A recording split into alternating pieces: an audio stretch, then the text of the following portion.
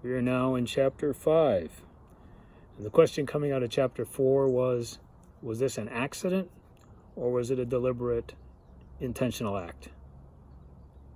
Gene believes the second. He does not think it's an accident. All the masters at Devon, who, as much as Finney is a problem because he disobeys rules, they like him a lot. They have a lot of affection for him, and they think that it's unfair that it happens to one of the young men who could be free in 1942. And here we would have to stop and say to these headmasters and these teachers, nobody's free in 1942. Convoys of supply ships are sailing the Atlantic to get to England. Nazi Germany is sending out submarines to sink them. There's a war going on. Nobody is free in 1942. And it's going to get worse before it gets better. Gene is waiting for somebody to suspect him. No one suspects him. It's almost like he's walking along, looking over his right and his left shoulder, waiting for somebody to point a finger at him. He goes into his room, and Finney's not there to room with him anymore. And he does this thing. He tries to forget where he is and who he is. And this is silly. You can't forget who you are, and you can't forget where you are. And why is he trying to forget who he is? He's Gene, and he's got some issues. He goes into Finney's closet and he puts on Finney's clothes, and he tries to become Finney, and he's relieved that he would never stumble at that. He would never stumble through his own character confusions. Well, Gene has a major character confusion right now. He's not sure if he deliberately jounced the limb or if it was accidental. That's where he's confused. He's not clear about whether he loves and cares about Finney or he envies and hates him. So he's in the in-between.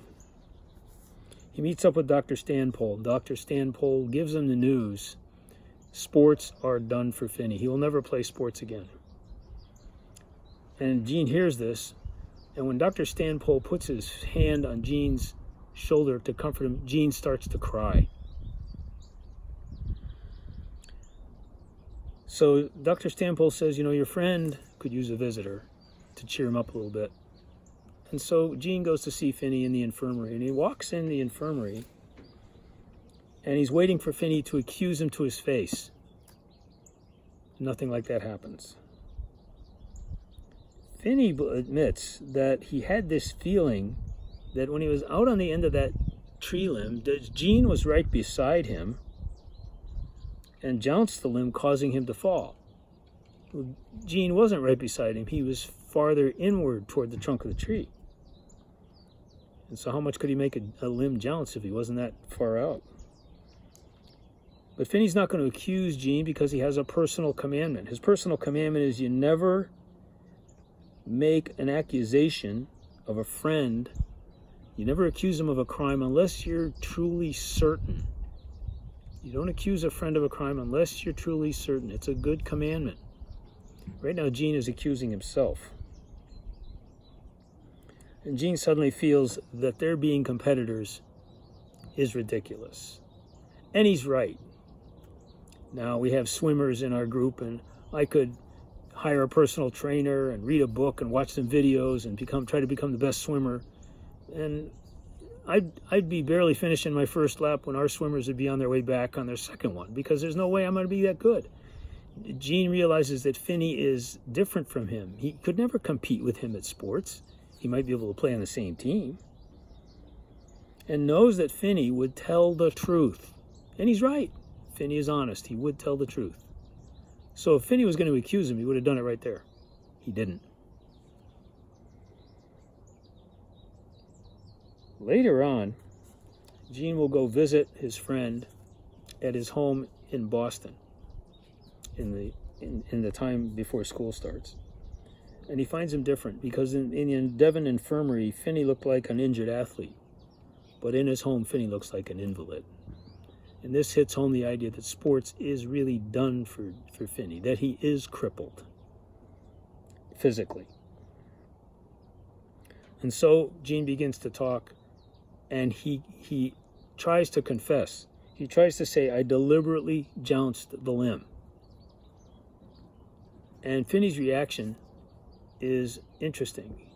He tells him to shut up. He tells him to sit down. He tells him to shut up again. He says, go away. You're making me sick.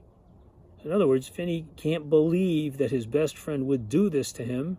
And he's saying, no, that's not what happened at all.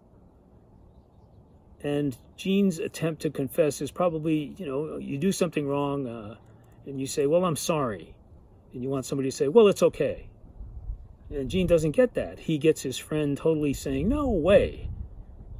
You're making me sick saying that. Just go away. Just shut up. I don't want to hear that. And so apparently Finney doesn't even think that Gene would do that. He doesn't even consider it. And then it hits Gene, because Gene is a person with realizations, and he realizes by telling him this, he's hurting Finney worse than he's hurt him before, much deeper than he's hurt him before. So it goes back to Devon because, the fall term's starting, and he thinks he can make it up to Finney by not living by the rules. Well, Gene is a rule follower. He's the good boy. He has to follow rules. That's how he is. It's never going to work. Again, putting on Finney's clothes, you can't be Finney. You can only be Gene.